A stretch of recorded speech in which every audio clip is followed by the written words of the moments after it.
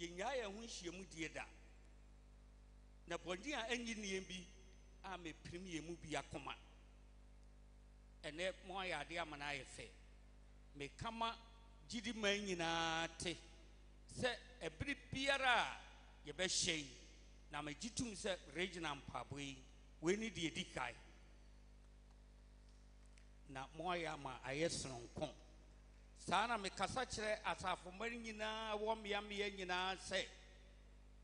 monso munye sara. If you say adwumayefo aweye mu Roman futidu mi nchemu edika no ko a am se ma mu quotation a be ha mo etidu mi nchemu edika Romans chapter 12 verse number 1 Esese onyankopon ayemi yema ye de so nani onyankopon ayemi ye no e wo se gugidi man nyina so na ye de eso nani eti anuanom me jina onyankopon mabro ho so utumi fo se me tu oman nyina fo se momfa mo nipadua ensi wo se afode ete ase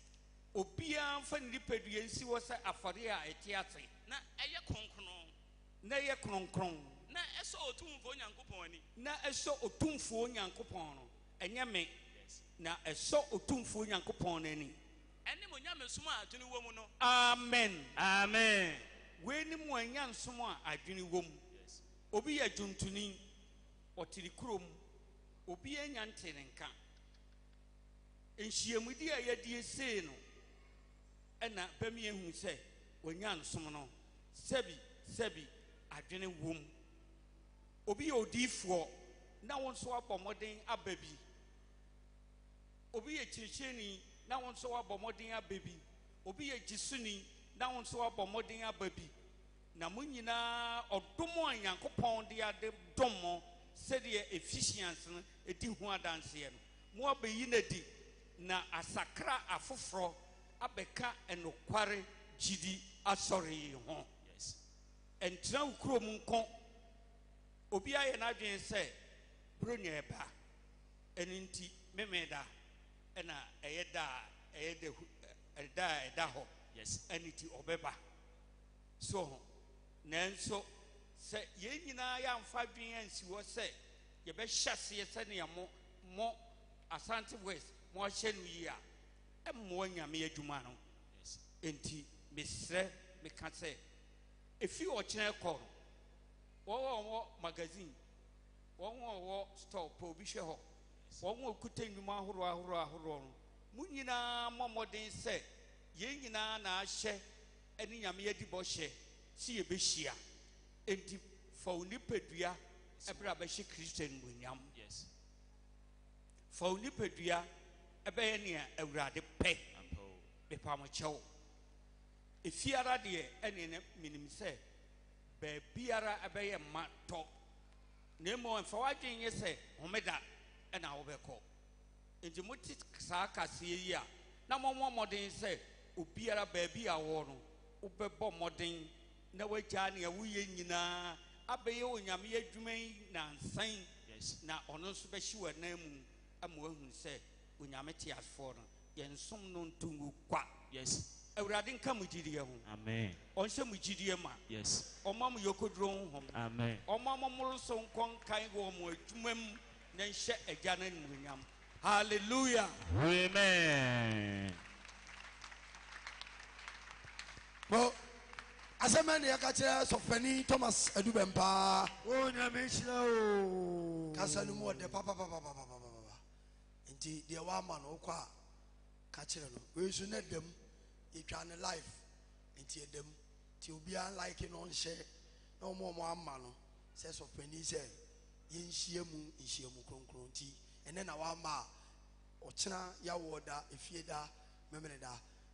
ni nyina ya wa ha afi ye beba enwumsore aka ho ti hye no so enwumre no so ya ne mu ode ya na kama ya ye mpaabo ti mo ene mo bɔ mpae ni nyina enwumre no so ne fa pepepepepe ne ya hyase nondu ne apon abrepo ha de ba bia wo kobia nondu benya ka akɔ ti bɔmɔden na bra enwumre enso dwumadie no na obeye nhira pa wanka amen me bon ka ese enkofie na nkonkron ena madifo no so de nsenchene bi ba se yenye ma yen a ye ba ha nne no nti manusi pepepa na empani be ye nsenchene ne ba ye no ama yen ansana ya sere kwan akọ abayumere ka amen ye hyem se ya empabo ekoso se ya eya na empani ewo moborofo bi a woye omaye ekunafo a woye omaye omo asem omo bi a esese ye hwe nti dwumadie ne se ye pon bi a ye de ade ne besi a mesre akontabufo ne se omfa afọdebọ adaka ne mra na wei ye de kohwe moborofo ye de kohwe ekunafo ye de kohwe nyanka ani nwisia ye de koye moborofo aye o de wo hoden utimi kọ utimi ba wadawroma ye wo emu adwumayefo mpanifo bi a waye adwuma na bra yare enti ene ye ntimi ne omu nhia saafo ni nyina ne akọhwe omo na ayefe enti we de wo benya bia anka se ye to collection o collection ni nyina fa beka ho na fa betum o collection ni nyina fa betum na ye fa nkoye mobrofo aye mo osofo mark radisha mo Gaddafi radisha me de media betum onso fa de bra mo Mr President radisha sha obia ye de koye mobrofo aye wi hia afini kura so ko na wiye so fani de ne de aba afini kura so ko na wiye enti ye mu mobrofo no we de gidi fie ye we mu adwumayefo ni bia yare enti ye ntimi no mu nhia enti wadawroma brabe ye bi ai ewo organization ho omo ba me na nso ye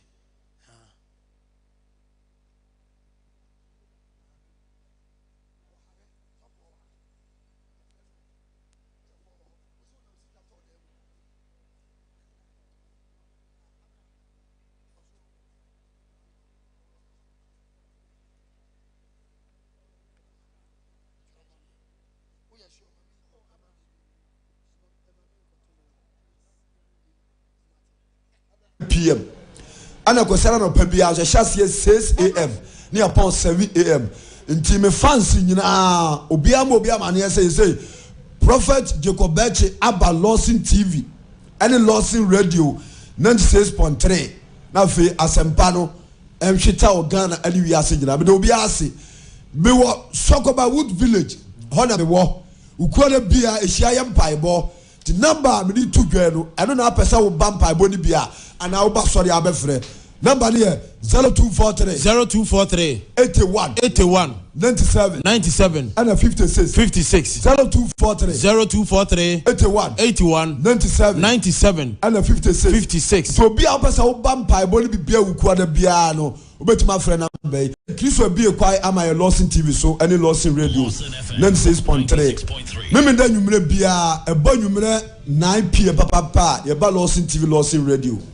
e chassis 9 pm ni upon 10 pm ana kwesera no pa bia so chassis 6 am ni upon 7 am nti me fans nyina obia ma ne say Prophet Jacob Beche aba Lawson TV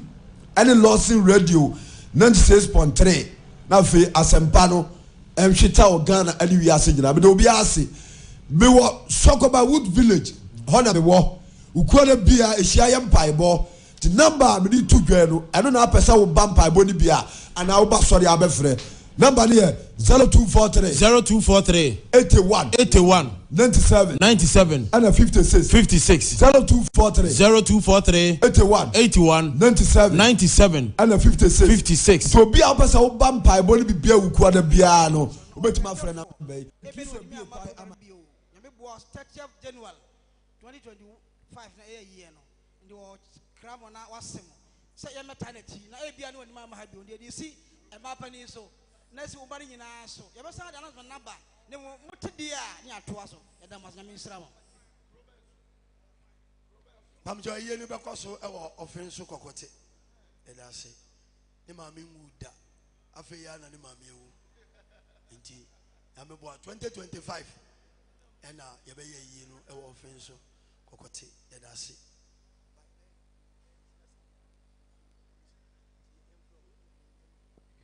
acho onkonkon de nsencheni ba se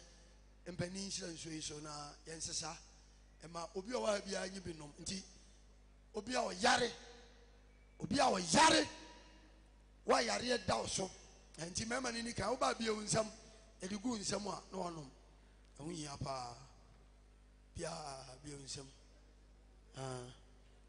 mɛma ne firi hɔ a na ɛma no so aba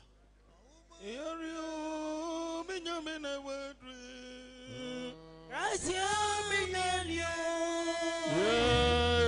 Adwe.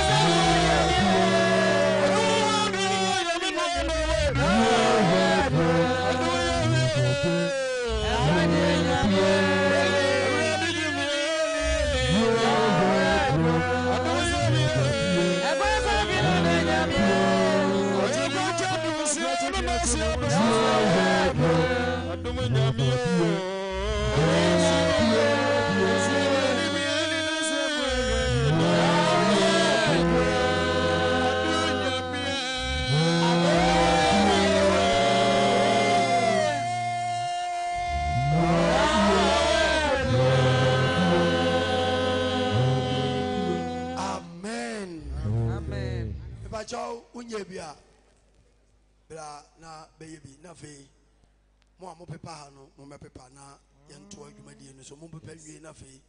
ye bompa ye so fani ehira ye ama ye nhira me pepa ha e mai enka bo a e wo menchini na ye frɛ atwerefo no na se enka bo ne aseda bi ho a na atwerefo no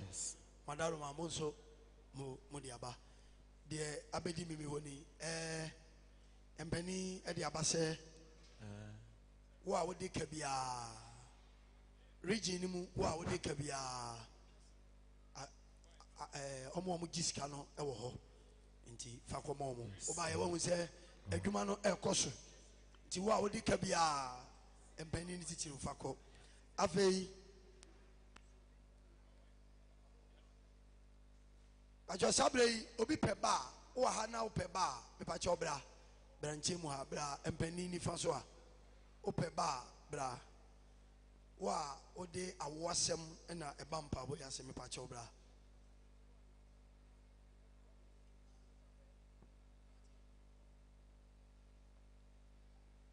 osomfo yima owo himan intiribo ho himan okanyame asem e wo Ghanaman TV ukuada nwumere bia 6:20 ebo no nsia pa ho meeting no aduonu a obehu se Deacon Emmanuel oka nyame asem e wo Ghanaman TV tisenu ati ya dase sabre yentie enka ba atwerefo no ensaka na fe yemfa nkole bi dase onyame ye na do hoda ene mama yentie enka ba ne aseda a ewo ho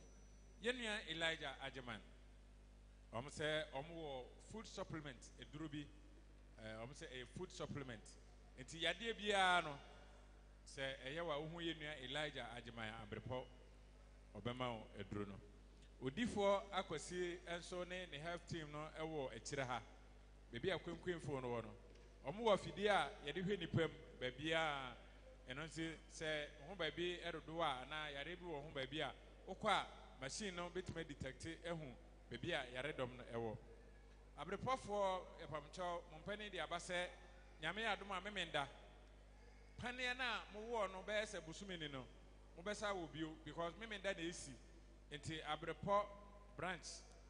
mo nyina mbokwa ko sa pane ne ye ya asore no na mo kɔ maako nyame adom a memenda ebe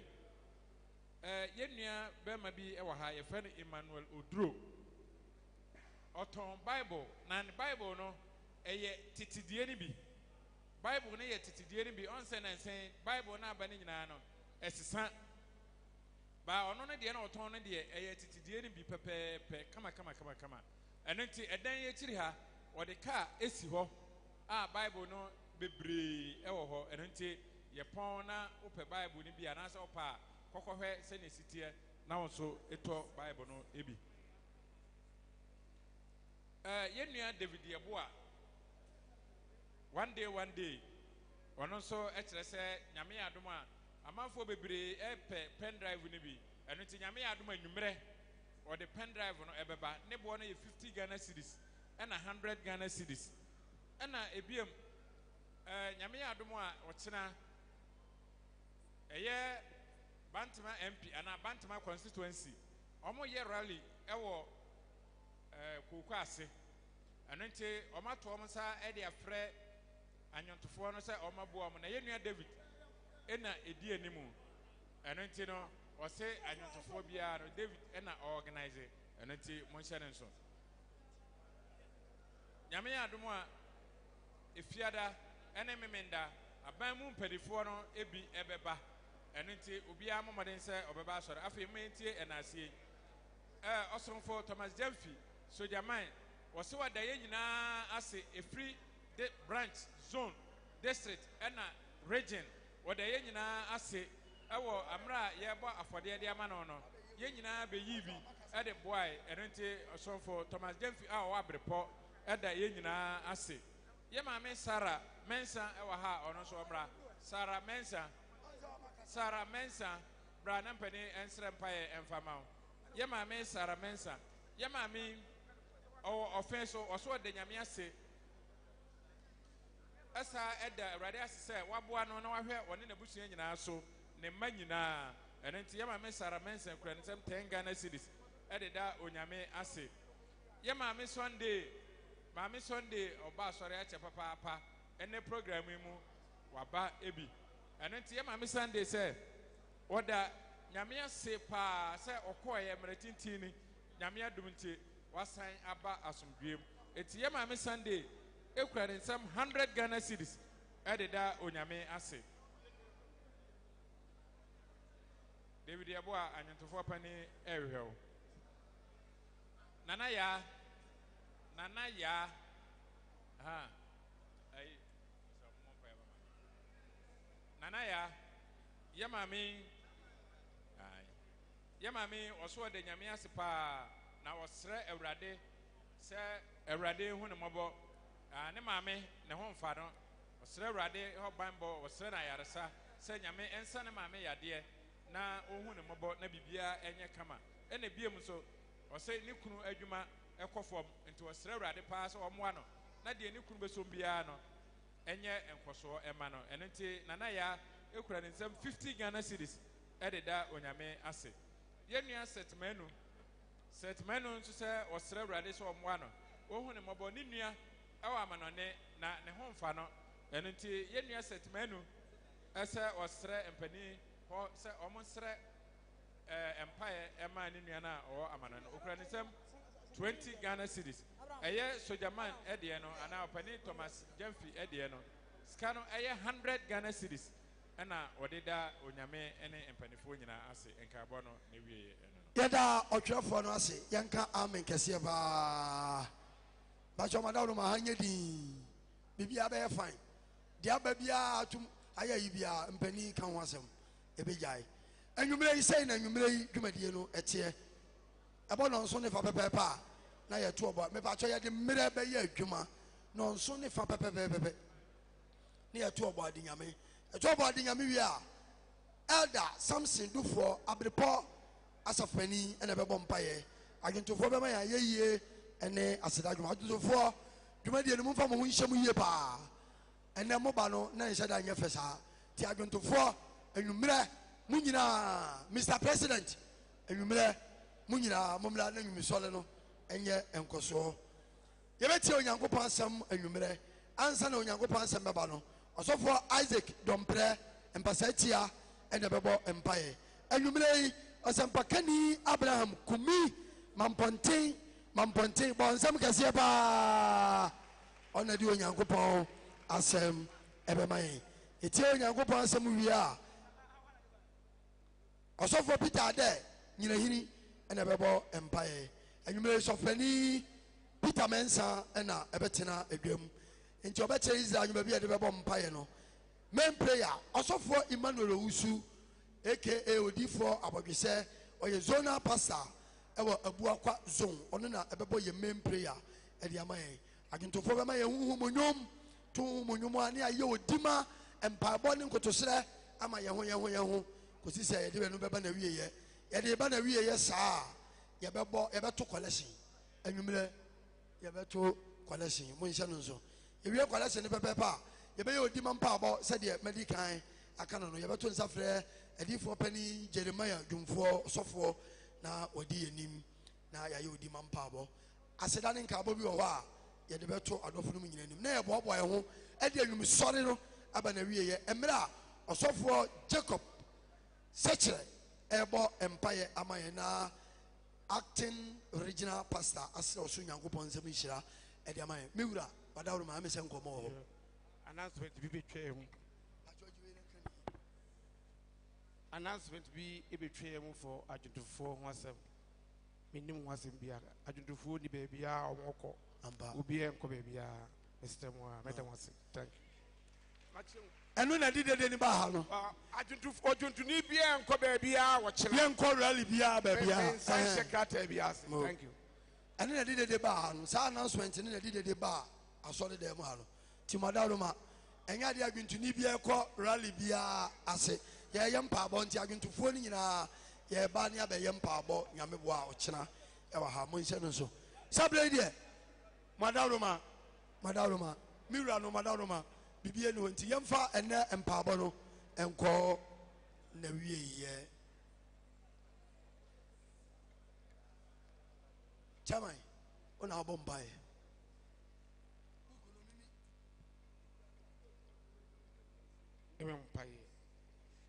Yesu Kristo Nyankopɔn ba awie asedanka wodin da. Amen. Yɛda wase de wayɛ ma yɛn.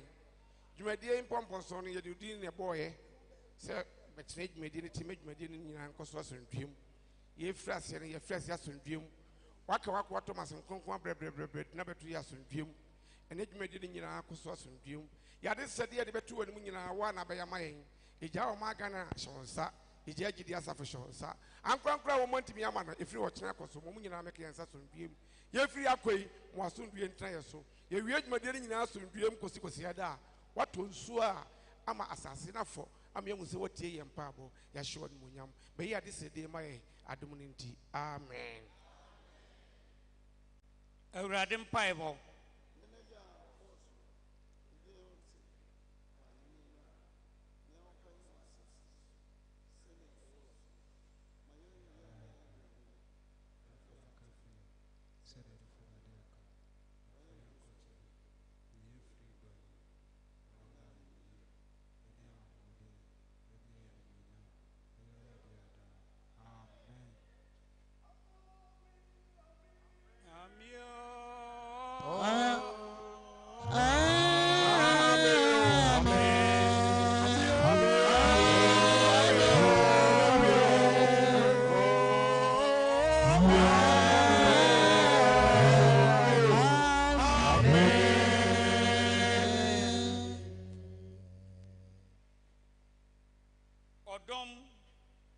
asomdue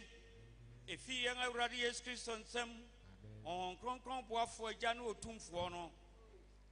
ɔnhyira nokware gyidi asɔre ɔnhyira ɔman Ghana ɔnhyira wiase afanan nyinaa ɔnkae nsɛne n'adɔyɛ teɛ ɔma dɛm ne nkekan ma yɛ mu bi ho ne yɛntimi nyina mu nyɛ n'adwuma yi kɔsi sɛ ɔbɛba n'adom nti ne mmɔborɔ ho nti Obia busade ɔde bae no Awurade nyɛ ma no na ensiri yie amen